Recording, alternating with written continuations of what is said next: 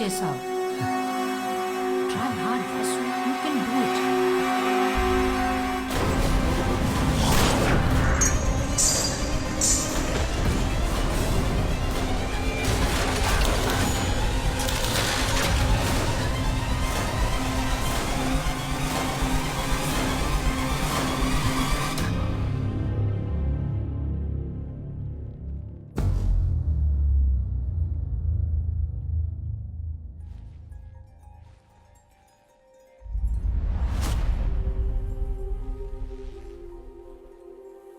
Rosie, Rosie,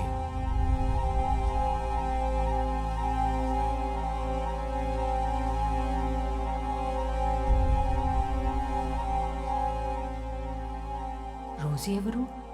నీకేమవుతుంది? Amor స్త్రీ, వాసు, నా భార్య.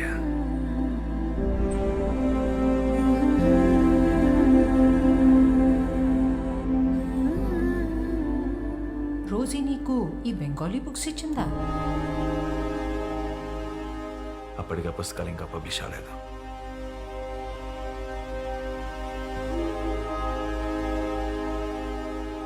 అప్పటికే అంటే ఇది ఏ సంవత్సరం? 1969.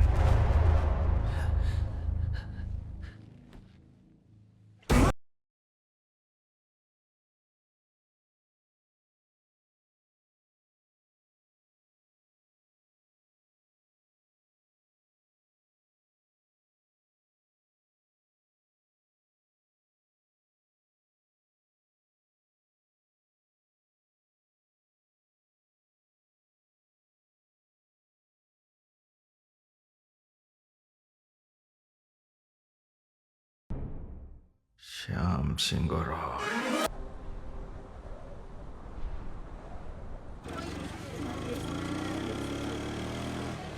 একটু জল দাও না, জল দাও না দিদি, একটু জল দাও না।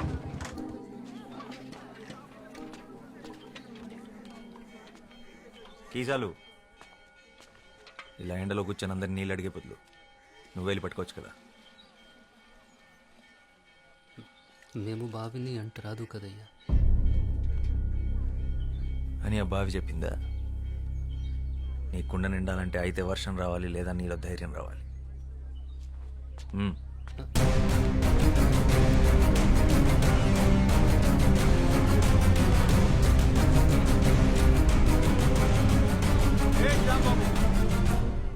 ఆడు పంచముడు, ఆడెలా బావిని ముట్టుకుంటాడు అంటే కింద జాతి వాడు. నీళ్లు కూడా కిందేగా ఉన్నాయి, నేల కూడా కిందేగా ఉంది. వాడు తక్కువ కులమాడు. అయితే దాహం తక్కువ వేస్తుందా? ఏ నీటి చుక్క మీద ఏ కులం పేరు రాస్తుంది? వాడు ఇదే ఊర్లో పుట్టాడు, ఇదే ఊర్లో పెరిగాడు, ఇదే మట్టిలో కలిసిపోతాడు. ఆ మట్టిన పుట్టిన తిండినే నీ పిల్లలు తింటున్నారు. వాడు అంటరాని వాడు. అంటరాని వాడైతే మరి వాడు నడిచిన నేల మీద నువ్వెందుకు నడుస్తున్నావు? వాడు పీల్చి వదిలేసిన గాలి నువ్వెందుకు పీలుస్తున్నావు? నేలకి, గాలికి, నీటికి బతికించే గుణం ఉంటుందే తప్ప హింసించే కులం ఉండదు. ఆయన కులం కాళ్ళు పట్టు కూర్చోడానికి. ఇది ఋగ్వేదం కాదు, స్వాతంత్ర భారతం. ఓహో, దిగొచ్చాడు అంబేద్కర్. ఇవన్నీ పుస్తకాల్లో రాసుకో, కొని చదువుతాం. రేయ్, నువ్వు గనక బావిని ముట్టుకున్నావో నీ గుడిసెలు కాల్చి నీ చర్మము ఒలుస్తాం. వద్దు బాబు, నాకు నీళ్ళొద్దు, ఏమొద్దు, మేము పోతాం.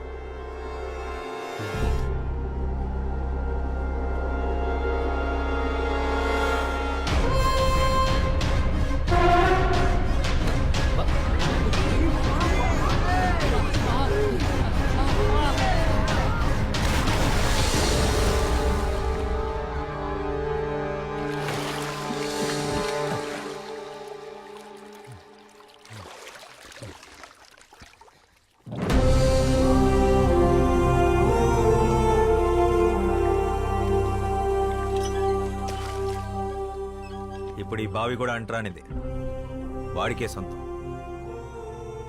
దాహం అనుకున్న వాళ్ళు తోడుకు తాగండి, కులం అనుకున్న వాళ్ళు ఎండి చావండి.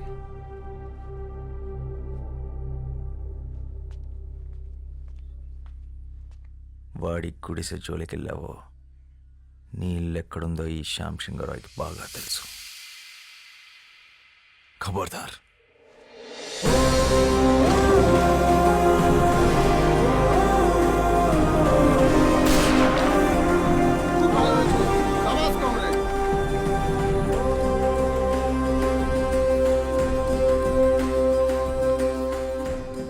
बंधु हमारे साथ आ जाओ.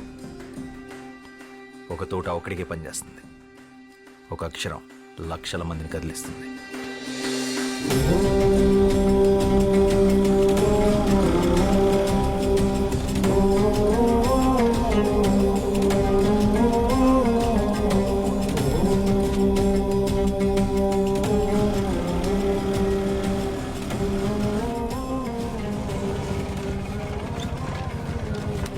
আকাশ ঘিরে মেঘ করেছে, সূর্য গেছে পাটে, কুকু গেছে জল আনতে পদ্মা দিঘির ঘাটে।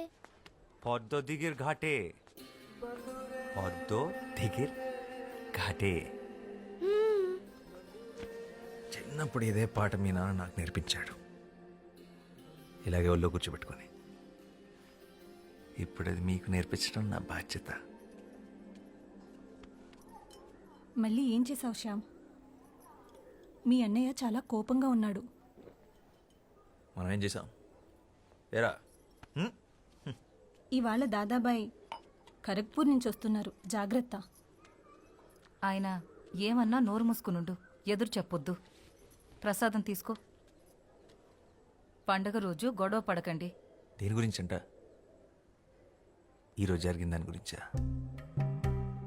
లేక నిన్నటి గొడవ? మొన్నటిదా?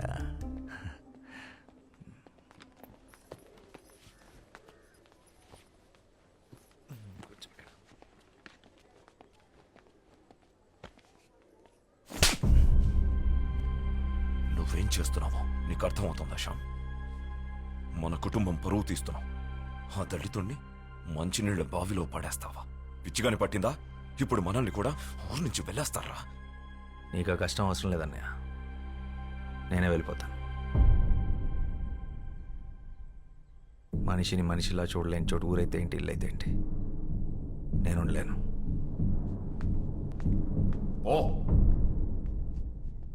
నువ్వు ఆ దరిద్రులతో కలిసి దేశాన్ని ఉద్ధరించు. నక్సలైట్లతో కలిసి తిరుగుతున్నావంటగా. ఆ దారి తీసుకోవాలనుకుంటే ఇక్కడికి అడవులు ఎటువైపు ఉన్నాయో నాకు బాగా తెలుసు. నా సిద్ధాంతం వేరు. నీ సిద్ధాంతాలు పుస్తకాలు మీదేసుకుని తగలబెట్టుకోవడానికి తప్ప దేనికి పనికిరావు. మనిషికి స్వార్థాన్ని మించిన సిద్ధాంతం లేదు, అది తెలుసుకో. నిజమే, స్వార్థం గొప్పదే. నీళ్లు బాగుండాలనుకోవడం నీ స్వార్థం, నా ప్రపంచం బాగుండాలనుకోవడం నా స్వార్థం.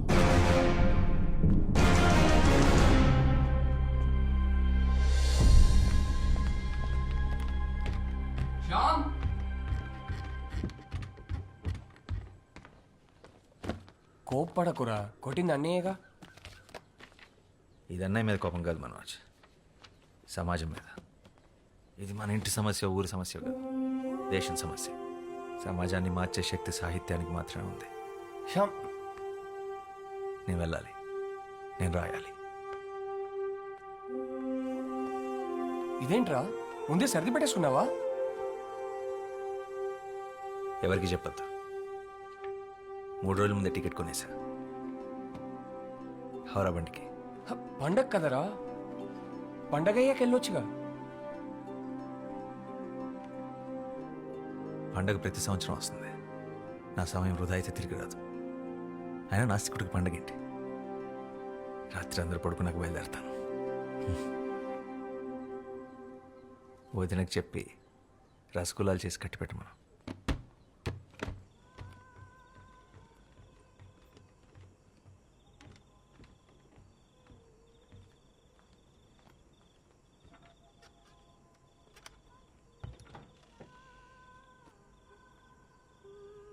శ్యామ్,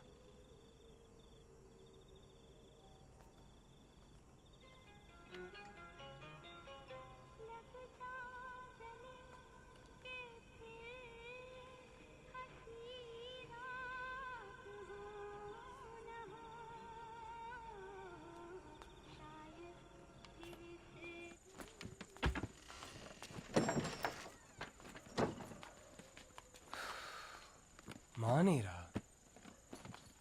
అయిపోయింది మనిషి. జాగ్రత్త రా, వెళ్ళంగానే ఉత్తరం రాయి.